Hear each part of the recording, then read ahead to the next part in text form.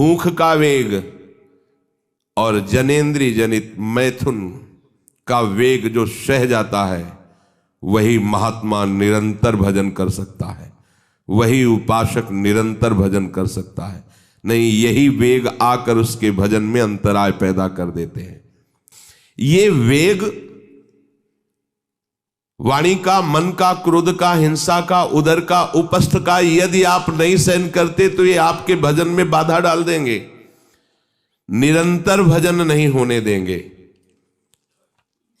दूसरा, निरंतर भजन करने में जो प्रभु कह रहे हैं आसीत मत्परा, मेरे परायण होकर भजन करो।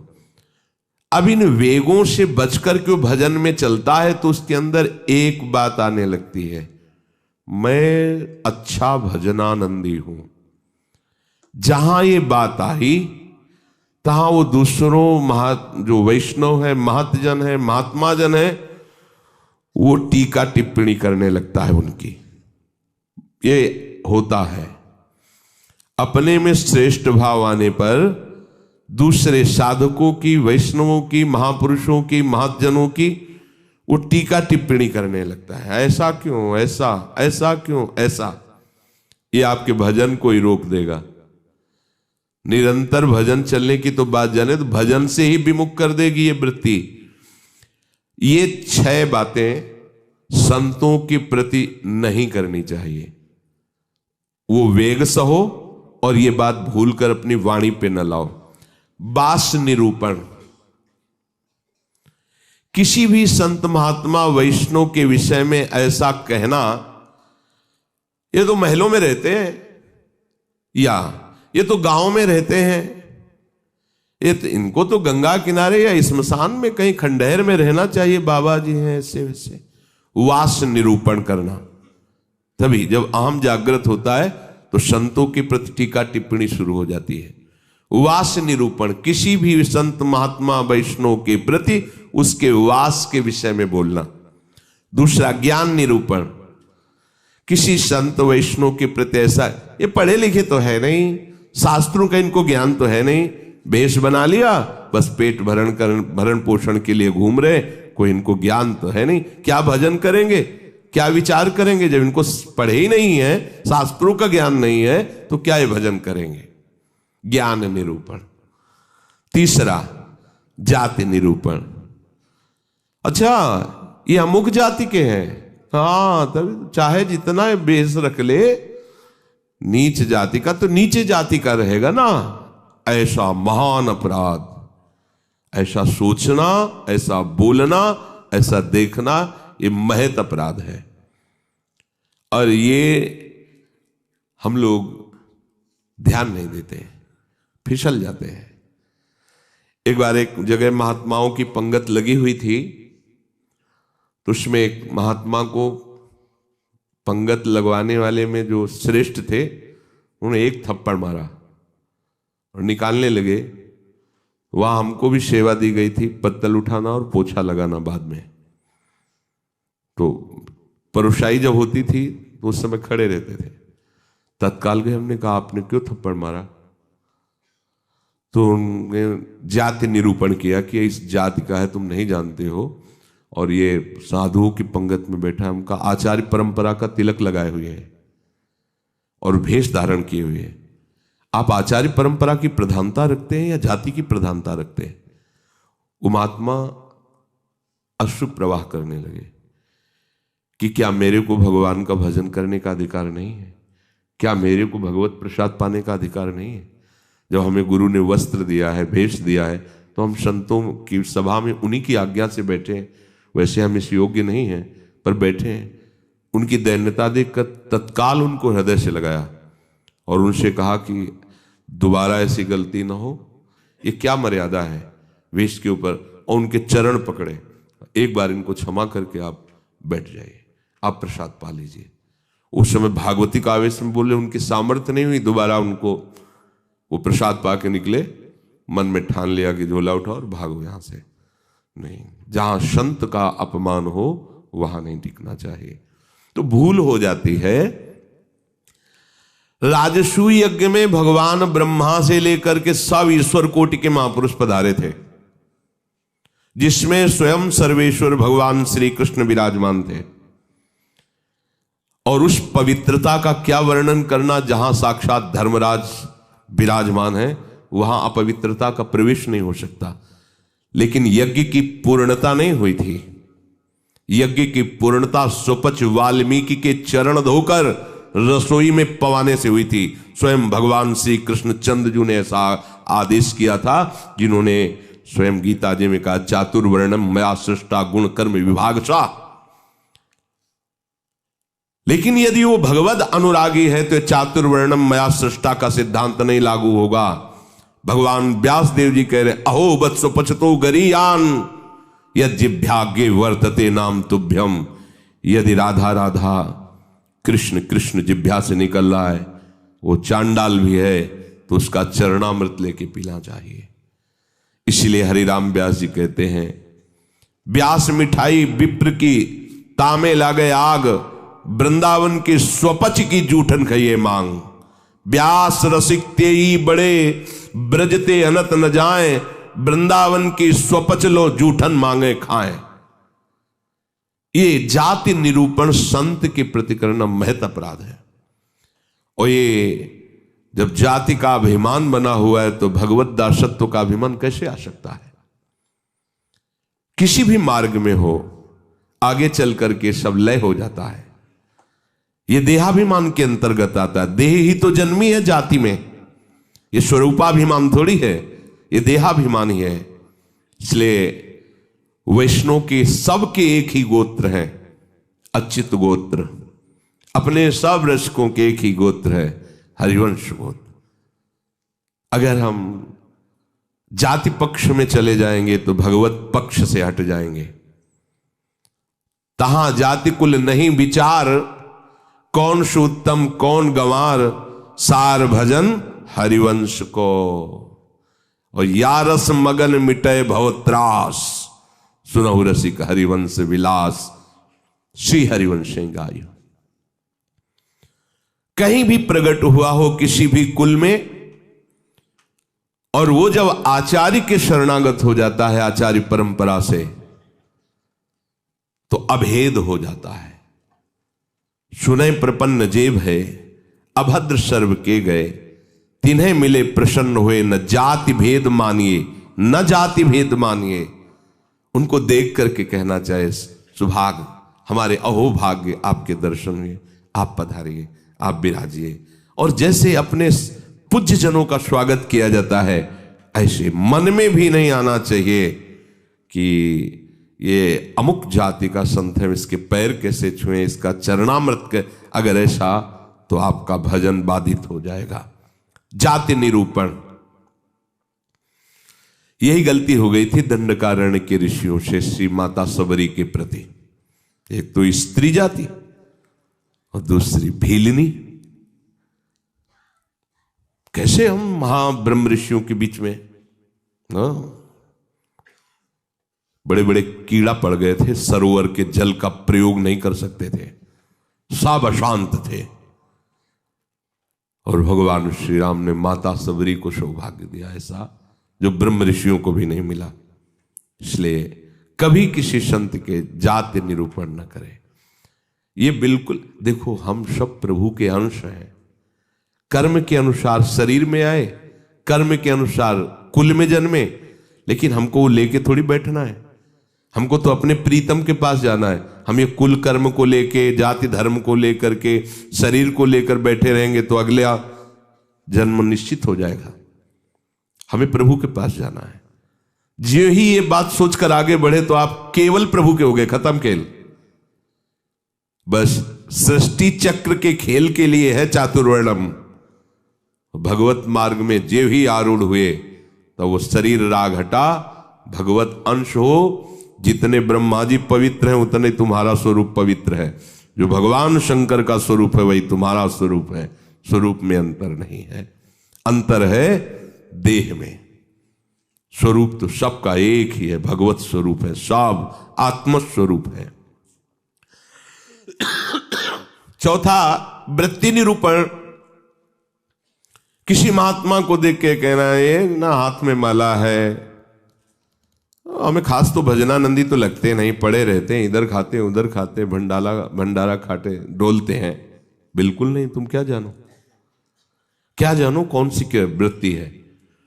एक भजन की ऐसी भी वृत्ति होती है जिसमें माला विक्षेप होता है, भजन में सहायक माला होता है, और एक भजन की ऐसी वृत्ति होती है जिसमें माला विक्षेप होता है।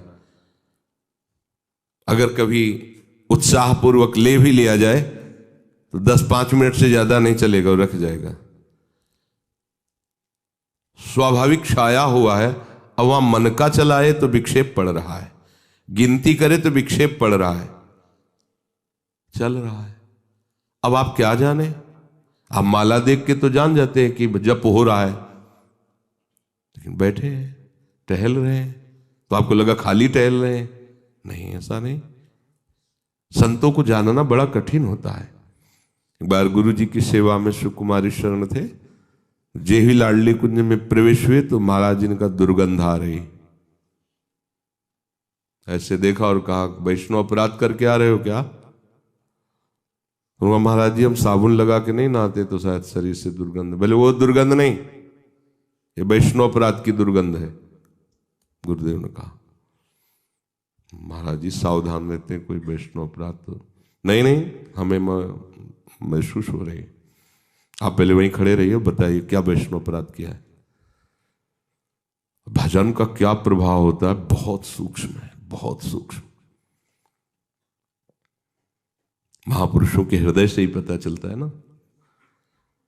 प्रारंभ में था तो पंडित बाबा की वाणी पढ़ी तो तन्मयता एकदम पंडित बाबा में हुई। तो दूसरे दिन सेवा में गए तो उन्होंने कहा कि हमारे चिंतन में कृष्ण बलराम आए, तुम्हारे सिवा और किसी का यहाँ आना नहीं है। तो हम कहा महाराज जी पंडित बाबा का चरित्र पढ़ रहे तो एकदम उसमें तन्मयता एकदम। बोले हाँ तभी आया चिंतन में। अब कितना सूक्ष्म, मतलब ये सबके समझ में की बात। परिक्रमा दे रहे थे जगन्नाथ बाबा की कुटिया, दोपहर में देखा महाराज जी गायब। देखा तो अप्सरा कुंड में ध्यानस्थ एक वृक्ष के नीचे बैठे। महाराज जी वहां से क्यों चले आए? बोले इतनी जोर के गोपाल मंत्र के वहां परमाणु सिद्ध पुरुष थे ना, तो हमें विक्षेप पड़ रहा था निज मंत्र में, इसलिए हट के चले आए। वहीं हम पढ़े, हमें कुछ पता नहीं चला। आपका कितना सूक्ष्म, प्रवेश करते ही कह दिया आप वैष्णव अपराध करके आ रहे हैं, दुर्गंध आ रही। वो हाँ महाराज जी अगर ये वैष्णव अपराध है तो फिर वो एक समोसा बांट रहे थे तो एक संत बार बार समोसा ले और खाते जा रहे थे, फिर लेते जा रहे थे, तो उसने धक्का मारा और दबकाक भगा दिया। तो हमें लगा कि कैसे संत हैं, ये समोसा के लिए बार बार हाथ फैला रहे हैं। तो बोले उनको जानते हो? बोले हाँ प्राय वो दिखाई देते हैं बिहारी जी की गली में। बोले जाओ, महाराज जी ने पैसा दिया 50 रुपये उस समय, अगर जाओ समोसा खरीदो, उनको दो और उनके चरण पकड़ो, उनसे कहो कि आपके प्रति हमारी ऐसी मलिन बुद्धि हो गई थी, आप हमें क्षमा करें, फिर सेवा में आओ। कितना सूक्ष्म है महापुरुषों का सुरक्षा कवच। किसी भी संत के प्रति, वैष्णव के प्रति, ये तो पड़ा रहता है, तो कभी माला नहीं लिए, तो कोई भजन ध्यान करता नहीं, इस प्रकार से उसकी निंदा करना ये वृत्ति निरूपण है। 5वां है स्वरूप निरूपण। इनके चेहरे में कोई तेज तो है नहीं, हमें लगता है कोई महात्मा तो है नहीं, बनावटी ही लग रहे हैं, कोई आकर्षण तो है नहीं इनके चेहरे में, सच्चे साधु नहीं हैं, ऐसा वैसा नहीं। आप क्या जानते हो, ये राख से ढकी हुई आग है, राख हटे तब पता चलेगा। अगर चेहरे से ही महात्मा की पहचान होती तो जड़ भरत जी को पहचान लेता रहुगण। और साधारण सत्संगी नहीं, कपिल भगवान से सत्संग करने जा रहा है, कोई साधारण सत्संगी नहीं, महापुरुषों का संग करने वाला है, फिर भी नहीं पहचान पाया राख से ढकी हुई आग को। जड़ भरत जी जैसे महान ब्रह्मभूत महापुरुष से पालकी उठवा दी, जब उनके वचन प्रकाशित हुए तो कूद पड़ा पालकी से चरणों के। अरे इतनी ऊंची स्थिति के महात्मा, कांप गया।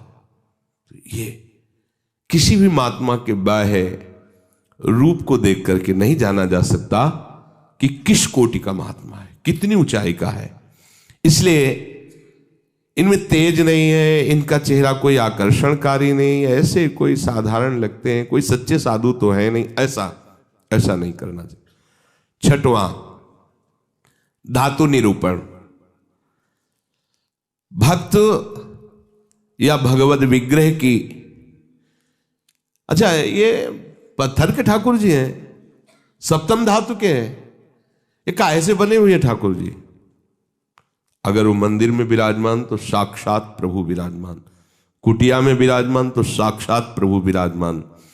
श्री विग्रह में पाषाण, लोहा, तांबा या काष्ठ की भावना ले आना यह आपके निरंतर भजन में बाधा पहुंचा देगी।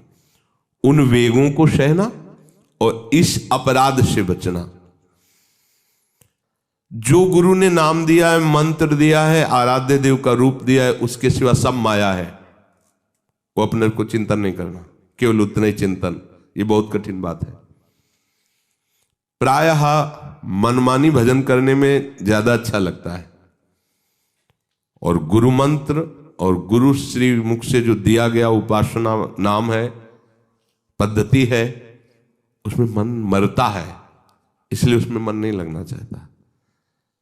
हम ये देखते हैं, प्रायः कई उपासकों से सुना है उनके हृदय की बात, जो गुरु प्रदत्त है उसमें नहीं लगेगा और मन माने लग जाएगा। मन ने स्वीकार कर लिया चितम केशवम राम नारायण, ये रटे हम उन्हीं गुरु से पूछ रहे हैं जिन्होंने मंत्र दिया है, नाम दिया, ये हम रटे, तो ये बुरी बात तो है नहीं। भगवान के नाम जपिए, पर बात नहीं बनेगी। जहां बात बननी है वहां मंत्र मूलम गुरु वाक्यम, जो गुरुदेव ने शब्द दिया है, नाम दिया है, मंत्र दिया है, बस होए अनन्य एक व्रत गाए, वही। चाहे जितना मन चंचल हो, जो ऐसी निष्ठा वाला होता है, देर नहीं लगता शांत होने में। पर जिनका है कि छलांग लगाना अच्छा लगता है, थोड़ी देर ये जपा, थोड़ी देर वो जपा, थोड़ी देर वो जपा, अरे भगवान का तो भजन करना है। अभी वो पद्धति को नहीं समझे, अभी रस मार्ग में बहुत दूरी है, अंतराय है। सभी कार्य करते हुए अपने स्वरूप में स्थित रहना। जैसे अपने लोगों का स्वरूप है सहचरी, तो जगने से लेकर शयन तक आपकी स्मृति में रहना चाहिए, मैं श्री जी की सहचरी हूं। भले अनुभव में नहीं आ रहा, आपको सहचरी बप्पू का अनुभव नहीं हो रहा, पर हम हैं, मान लेना है। जैसे अपने को अनुभव नहीं था हम किस कुल में जन्मे हैं, पर माता पिता किसी ने तो सिखाया होगा कि तुम पंडित हो, ब्राह्मण हो, बैठ गया ना दिमाग में। लिखा है क्या ब्राह्मण कहीं, और बैठ गया पंडित घर के जन्म है हमारा। ऐसे ही गुरु ने तुम्हें नया जन्म दिया है, न स्त्री हो, न पुरुष हो, न ब्राह्मण हो, न क्षत्रिय हो, न वैश्य हो, न शूद्र हो, न गृहस्थ हो, न विरक्त हो, क्या हो? श्री जी की प्रिय सखी हो तुम। स्वीकार करो। जैसे माँ ने सिखाया था कि ये तुम्हारे पिता हैं और पिता ब्राह्मण कुल के, तो तुम भी ब्राह्मण कुल के हुए, समझ गए? तुम पंडित की संतान हो तो पंडित ही हुए। ऐसे ही तुम हमारे प्रिया प्रीतम के अंश हो। गुरुदेव ने समझाया तुम प्रिया प्रीतम की प्रिय सखी हो। बस ये दिमाग में तुम लाओ पहले, इसी से स्वरूप जागृत होगा। जो उपासना पद्धति मिली पहले दिमाग में ले आओ।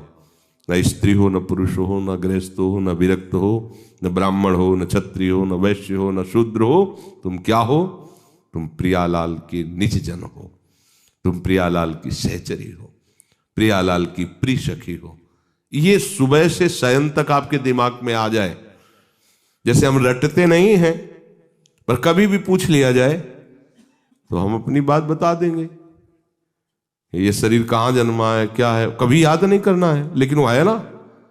ऐसे ही सहचरी बप्पू का है। हमने दर्शन नहीं किए सहचरी स्वरूप के, पर हमारे गुरुदेव कह रहे हैं कि आप सहचरी बप्पू हो, आपका स्वरूप सहचरी है, तो हम पहले स्वीकार करते हैं। उठते बैठते चलते फिरते आपके दिमाग में बात बैठ जाए कि मैं श्री जी की प्रिय सखी हूं, युगल सरकार हमारे प्रीतम है, और पीछे की जो बातें की गई वो हमारे जीवन में ना हो, तो भगवान जो कह रहे हैं आशीत मत परहा, मेरे परायण होकर बैठ जा, अर्थात आप निहाल हो जाओगे। भगवद आश्रित भगवत परायण वर्तमान में ही आनंदित होता, भविष्य की बात नहीं होती। वर्तमान में जाने मोरी छाती, उसका हृदय जो शीतलता और आनंद से भर जाता है, फिर वो कृतकृत्यता का अनुभव करता है। इसलिए सत्संग का श्रवण करो, फिर मनन करो और उसको जीवन में धारण करो। जो कहा गया नहीं करना उसको छोड़िए, जो कहा गया स्वीकार कीजिए उसको स्वीकार कीजिए। यही विवेक है, असत का त्याग और सत को स्वीकार करना। जिस सत को स्वीकार किया उसी में अनुराग कर लेना, यही उपासना का आंतरिक